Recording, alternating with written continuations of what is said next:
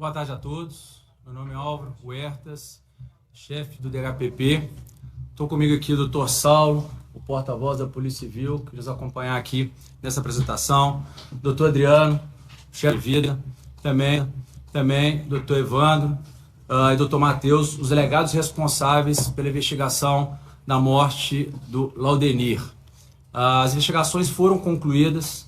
Iremos apresentar para os senhores tudo que foi apurado pela Polícia Civil e que será encaminhado na data de hoje ao Poder Judiciário para continuidade todo o processo penal. Tá? Irei passar agora para o Dr. Matheus, para o Dr. Evandro, para que eles possam esclarecer, e peço a todos que aguardemos o final dos esclarecimentos para que possam fazer as perguntas e esclarecê-las em seguida. Boa tarde a todos. Meu nome é Evandro Radaeli e junto com o Dr. Matheus a gente está responsável pelas investigações que referentes à morte do mais uma vez nos solidarizamos com a família da vítima.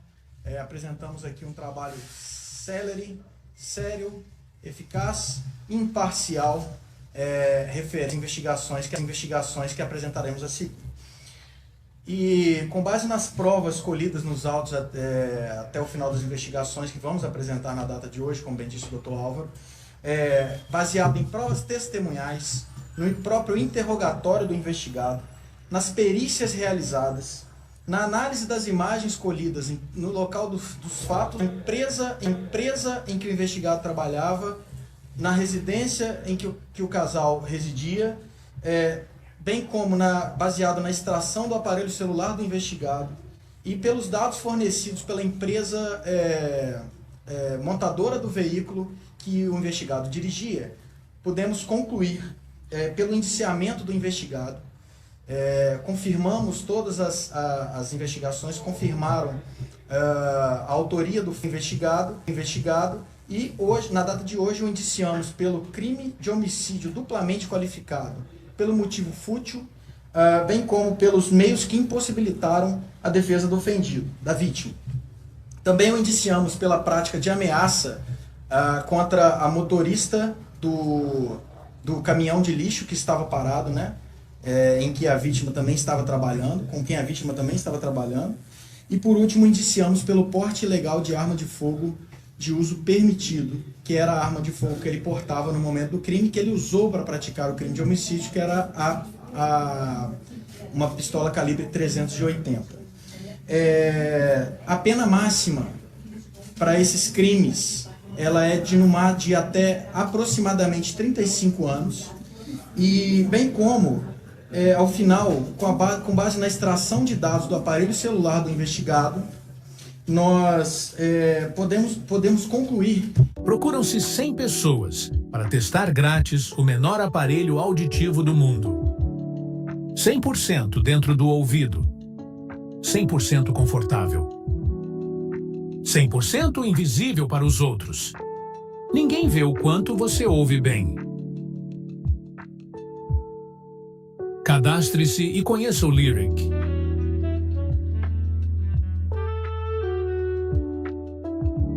Com a arma de fogo e disse que não sabia que havia praticado um crime de homicídio, nós conseguimos desclassificar ou desqualificar essas declarações que ele prestou, justamente porque conseguimos apurar que ele teve sim ciência do que ele praticou, tanto é que ele estava pesquisando, fez pesquisas com palavras gari, pesquisou inclusive o nome da rua em que ele estava, e fez esse tipo de pesquisa pelo aparelho celular.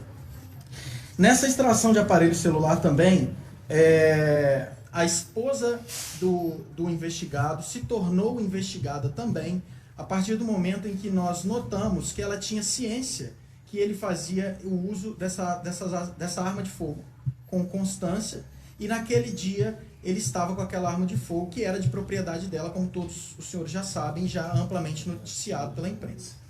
Em razão disso, também a indiciamos pelo porte ilegal da arma de fogo de uso permitido, em razão de estar previsto na lei os verbos ceder e emprestar. E ela vai ser responsabilizada com base nessa conduta que foi apurada com base nas investigações empreendidas. Além da pena prevista para o crime, que é de 2 a 4 anos, ela, por ser servidora pública, aplica-se a ela uma causa de aumento de metade da pena, a ser analisada, obviamente, pelo Poder Judiciário, para que se chegue a uma conclusão final sobre essa conduta da agora investigada servidora dessa instituição.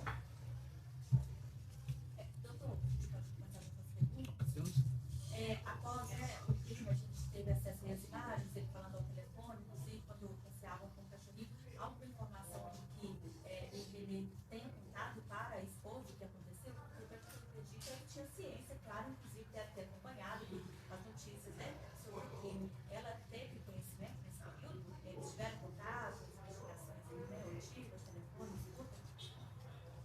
Olha, a gente teve ciência que eles tiveram contato. A partir da extração de dados realizados no aparelho do investigado, a gente pôde notar diversas ligações e mensagens de áudio. Só que esse tipo de conteúdo a gente não consegue acessar pela extração, então a gente não sabe o que foi conversado entre eles. Então a gente não pode afirmar se ela tinha certeza sobre a prática criminosa ou não.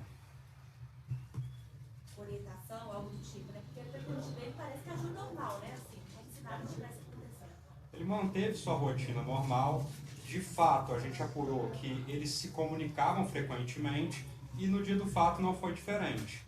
Porém, como eu disse, em razão da impossibilidade de acessar o conteúdo de ligações telefônicas via aplicativo de mensagem e também áudios, a gente não conseguiu confirmar se ela teve ciência logo após o fato ou se essa ciência se deu somente no momento que ele chamou ela para acompanhá-lo no momento que a polícia militar o encontrou na academia. Os áudios foram apagados, essas mensagens? Olha, há várias mensagens apagadas no celular dele e isso dificultou essa conclusão sobre a ciência dela ou não da prática criminosa por parte dele. Porém, alguns áudios foram recuperados, o que possibilitou a gente chegar à conclusão que ela tinha ciência do porte de arma por parte dele. Então, por isso que ela foi indiciada por emprestar ou ceder o armamento para o investigado. O inquérito conseguiu descobrir qual foi a motivação? Vocês falam que foi motivação fútil, né? E eu queria entender se ele forçou, durante os depoimentos, o que foi dito pelos garis, pela motorista, se foi mesmo um excesso de raiva.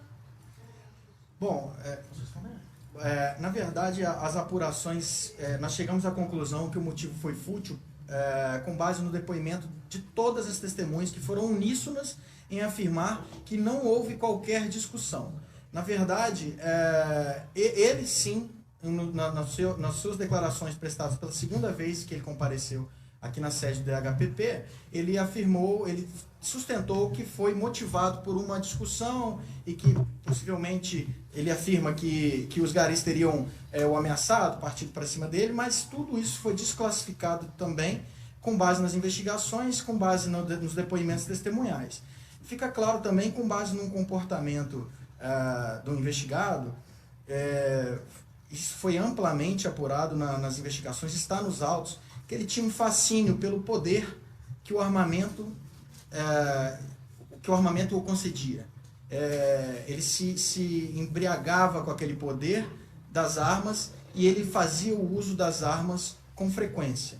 Então, acreditamos que na situação em que ele disparou contra o Laudemir, ele estava, sim, demonstrando ali um poder, porque ele se julgou naquele momento, ele julgou que o trajeto, que a pressa que ele tinha era mais importante do que o trabalho que os garis realizavam na coleta de resíduos. Aquele trajeto era... Com licença, uma pergunta para o veículo, tá? Então a gente vai passar a vez para o... Deixa eu só fazer só para a gente o crime em que a delegada foi indiciada. Ela foi indiciada pelo artigo 14 da Lei 10.826, que é a Lei de Armas de Fogo, né? Lei do Desarmamento, perdão, que é o porte ilegal de arma de fogo de uso permitido. Por que ela foi indiciada nesse crime? Porque a lei prevê, dentre os verbos que classificam o crime, os verbos ceder e emprestar. Aquele era o trajeto dele mesmo, ele estava fazendo o que naquela rua? Olha, nós apuramos que o trajeto que ele realizou é justamente o trajeto que o Waze indica quando há um grande fluxo de veículos na Avenida Tereza Cristina. No relatório, isso está minuciosamente explicitado, o print do Waze, no horário em que ele saiu de casa. Então, realmente, para fugir do trânsito, o Waze joga ali para dentro do bairro e sai lá na frente, na Avenida Tereza Cristina. Só uma dúvida, delegados. O fato dele responder por ameaça em relação ao motorista não seria uma tentativa de homicídio, por ele ter apontado a arma, atirado? Olha, a gente não entendeu, por início dos atos executórios, numa eventual tentativa de homicídio contra o motorista do caminhão. Apesar dele ter apontado a arma, ele não puxou o gatilho. Então, não houve início da execução e, como a gente trabalha de forma técnica, não restou caracterizado o homicídio, mas tão somente a ameaça. Delegado, como é que está a relação da delegada com ele? Ela viu ele, mostrou com ele, tem contato?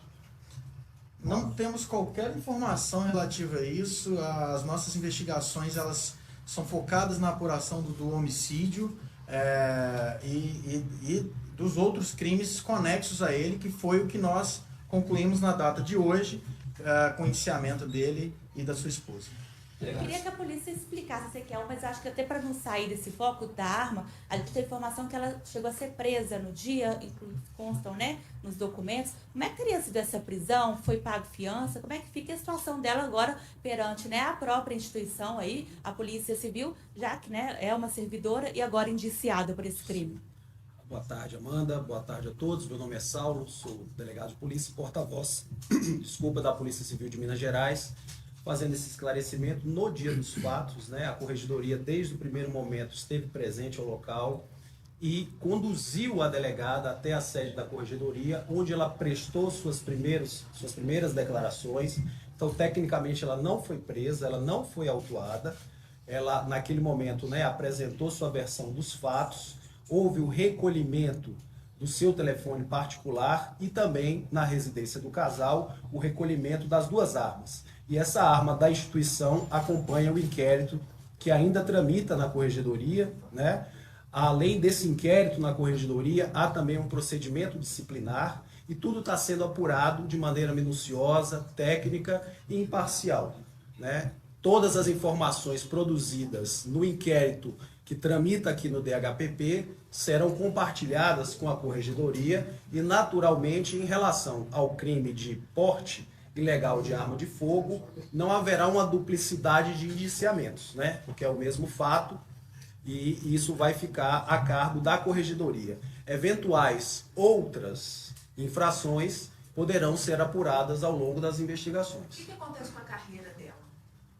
Ela, como eu informei para a senhora, está respondendo a um procedimento disciplinar na Corregedoria, assim como um inquérito. A depender do que for apurado, será, né, naturalmente imposta uma penalidade. Como eu falei na última coletiva, a nossa lei orgânica, no tocante ao nosso regime disciplinar, prevê diversas penalidades, que vão desde uma repreensão até, em casos mais graves, uma demissão. Ela está afastada por motivo médico. Agora, com o iniciamento do inquérito criminal, há uma previsão de afastamento independente dessa primeira saída dela? Como a senhora bem observou, ela está afastada por questões médicas, é uma licença médica, e finalizada essa licença, se não houver nenhum tipo de impedimento legal, ela retorna às suas atividades, exceto se ao longo das apurações tiver algum tipo de ordem judicial em sentido contrário. Doutor, você falou que o celular dela foi apreendido, algo foi encontrado? Ainda não foram finalizados os exames periciais nesse celular. Doutor, o Enem insiste em dizer que foi um acidente. Vocês não pensaram na possibilidade de fazer uma reconstituição para tirar essa dúvida? Olha, as investigações foram suficientes, as provas são muito robustas e, como eu já disse, irrefutáveis com relação à autoria desse crime para o investigado. Outros tipos de prova nós julgamos desnecessárias e que poderiam tumultuar as investigações, até mesmo prolongar mais essas investigações.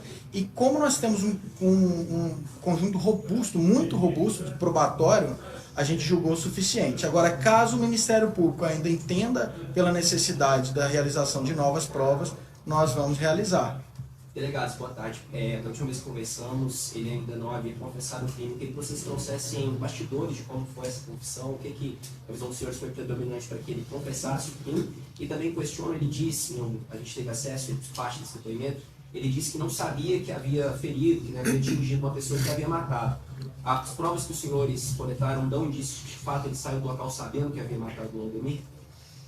Bom, sobre a confissão, ele na verdade apresentou a sua versão dos fatos. Ele confessou ter disparado e disse que não sabia que havia atingido uma pessoa. No entanto, ele, embora tenha dito que não sabia, e ele tentou manter a rotina dele, indo ao trabalho, conversando com outras pessoas de forma natural, ele buscou informações sobre o que ele havia praticado. Então ele queria saber das consequências da conduta que ele havia praticado. Então isso traz para nós que a versão que ele apresentou, embora tenha sido tratada pela imprensa como uma confissão, a gente não tratou como uma confissão, a gente tratou como uma versão dos fatos que ele apresentou. Porque ele, tendo em vista, quando ele veio pela segunda vez, ele teve ciência do grau de robustez das provas apresentadas contra ele. Então acredito que nesse momento ele se pôs a apresentar uma versão possivelmente plausível, mas que para nós não foi plausível, obviamente, sobre os fatos. Restou muito claro que ele buscou saber as consequências do fato, não só pela extração de dados, mas também um dado importante foi que a montadora do veículo nos forneceu um comando de voz que ele deu ao veículo, solicitando ao veículo, isso era às 13h05 da tarde, ele solicitou ao veículo que sintonizasse a rádio Itatiaia, para que, ouvindo possivelmente as informações que a rádio estava divulgando, para saber o que tinha acontecido e possivelmente confirmar ali se já havia alguma suspeita sobre ele. Sobre as investigações, em um primeiro momento, teve-se a informação de que ele teria chegado na empresa em Betim 11 minutos após o horário das câmeras de segurança que flagraram o Aldemir sendo baleado. Essas informações foram repassadas pela própria empresa. Eu queria entender se essas imagens foram adulteradas ou se de fato a câmera estava no horário errado mesmo. Olha, a gente especificou essa questão detalhadamente no relatório. Cada DVR, que é o aparelho que grava as imagens, ele tem ajustes próprios. Então a gente precisou ir em loco para verificar realmente a compatibilidade do horário que aparece nas imagens com a compatibilidade do horário real. E verificamos que foi realmente possível todo esse deslocamento, desde a casa dele até a empresa, passando pelo local dos fatos. Nós temos um cronograma aqui com os horários aproximados. Ele praticou o crime aproximadamente às 9h09 da manhã. E ele chegou à empresa às 9h33 da manhã. Então, essa informação de 11 minutos não procede. Agora, sobre as mensagens que ele trocou, vocês falaram que tiveram acesso, conseguiram recuperar algumas. Sobre o conteúdo dessas mensagens, nada ligava ele à esposa, ele contando alguma coisa? O que vocês podem dizer sobre essa troca de mensagens? A gente apurou que ela tinha ciência que ele andava armado de forma habitual e que consentia com tal comportamento, porque a gente analisou preteritamente todas as conversas que eles tiveram. Porém, no dia dos fatos, como a maioria das mensagens foi apagadas e como eles conversaram via chamada de voz, a gente não teve acesso ao conteúdo. Por isso a gente não pode concluir nem que sim, nem que não. Uma dúvida, a quebra do sigilo telemático não dá acesso a essas ligações? Não. Doutor, dá para dizer assim, o que vocês repararam no perfil desse homem? Como vocês disseram, ele ficava em êxtase, né? Com armamentos. A gente, né, depois amplamente divulgado aí que ele tinha várias passagens, né, por outros crimes no Rio de Janeiro. Há algum outro fato aqui em Minas Gerais relacionado aí à arma de fogo? E também o perfil dele, até no depoimento, né? Assim, o que vocês, né, da Polícia Civil, como é que analisa a forma que esse homem agiu? Bom, o que nós podemos dizer, mais uma vez, é o que está nos autos. Nós podemos concluir pelas investigações, até mesmo pelo comportamento que ele apresentou nos momentos em que ele prestou declarações para nós, é que ele tinha um fascínio por armas de fogo. Nós tivemos acesso a algumas imagens em que ele exibe armas de fogo, vídeos em que ele dispara com armas de fogo, com uma arma de fogo antiga, que não necessariamente é essas que estão no caso, mas ele tinha sim um fascínio, e até mesmo ele tinha um fascínio pelo cargo que a esposa ocupa. Ele exibia, tivemos acesso a imagens em que ele exibiu, algumas imagens em que ele exibiu o distintivo da esposa, e ele, não tivemos acesso a mensagens, mas possivelmente ele compartilhava mensagens com pessoas do seu convívio sobre isso. Essas imagens foi pelo telefone dele que vocês conseguiram, né?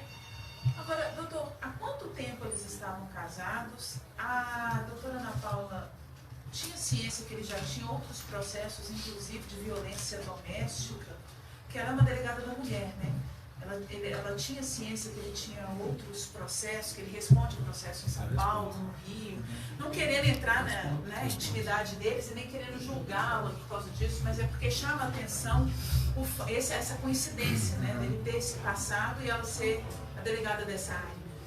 Tá, até auxiliando os colegas nessa resposta, como já foi dito aqui, a delegada ela foi ouvida na corregedoria, né? A oitiva dela foi compartilhada com provas para o inquérito de homicídio, tendo em vista para não ficar com grandes repetições de ações. E em momento nenhum foi demonstrado que ela tinha ciência disso, ou que ela encobertava, ou qualquer circunstância. A gente tem que ter em mente que todos esses processos que foram divulgados, as participações de eventuais crimes, não são em Minas Gerais, são em outros estados, como Rio de Janeiro e São Paulo. Tá? Então, sim, a gente não tem nada, nenhum tipo de comprovação que indique que ela tinha ciência disso, e muito menos que ela corroborava com a atitude dele perante esses processos. Eu pergunto assim, as polícias não têm essa troca, essa conversa? É importante esclarecer esse ponto, porque as polícias elas têm registros estaduais. Tá? A gente não tem um banco de dados nacional que divulga as informações processuais ou de inquéritos de outros estados. Para que a gente possa ter essa informação, eu tenho que pedir uma colaboração formal para outro estado. Esse estado verifica quem está solicitando e envia formalmente. Né? Eu acho que é uma falha do nível federal sobre divisão de informações, mas o nosso estado brasileiro é dividido, as funções de polícia são estaduais, não são federais. Então você tem vários bancos de dados diferentes. Então é impossível para nós, como policial, ter um acesso direto a qualquer banco de dados de qualquer outro estado. Então qualquer informação tem que ser via colaboração. Então se ela não desconfiava do comportamento... Nunca teria pedido a colaboração. Pessoal, mais uma pergunta. Alguém gostaria de fazer? Sobre a situação dele agora, né? A gente ficou sabendo que ele foi transferido de presídios por problemas e que ele está com o assassino da mãe. O que vocês podem falar para a gente sobre isso? Não, na verdade, toda movimentação que envolve o sistema prisional cabe à Polícia Penal. Tá? A Polícia Civil ela não participa, não dá opinião, não solicita nada sobre movimentação externa da Polícia Penal. O que a gente faz, às vezes, é dar alguma informação que eles precisam para isso, decisão interna deles. Ah, não, se ele praticou um crime que internamente envolvendo um crime sexual, ele participa de um crime organizado. O que a gente passa para eles é a informação da investigação. Agora, qualquer movimentação interna de decisão, se ele passa um presídio para o outro, análise de periculosidade interna, análise de escolha de cela, é tudo da Polícia Penal e a gente não tem nenhum tipo de participação nisso. Só uma última perguntinha. Ele chegou a falar que ele faz uso de remédios controlados. Tem alguma coisa em relação a comprovação? Tá, é importante dizer, gente, porque a análise de culpabilidade, questão pericial, ela pode ser solicitada posteriormente, tá? Foi uma declaração que ele colocou no dia da sua oitiva, mas então não tem nada, nenhuma informação que nos leve a isso, que nos faça presumir que ele possui uma pessoa supostamente doente mental e expediria esse pedido de insanidade. Não tem essa informação, não foi coletado nada disso, e durante a investigação, tanto o doutor Matheus, o doutor Evandro, não viu essa necessidade, né? Pode ser uma tese de defesa, mas como tese de investigação que a gente visa apurar autoria, materialidade, a dinâmica e motivação criminal, no caso de homicídio e crimes conexos, não foi necessário a obtenção dessa informação. Mas ele apresentou algum laudo? Não. Ok, pessoal, vamos encerrar a coletiva.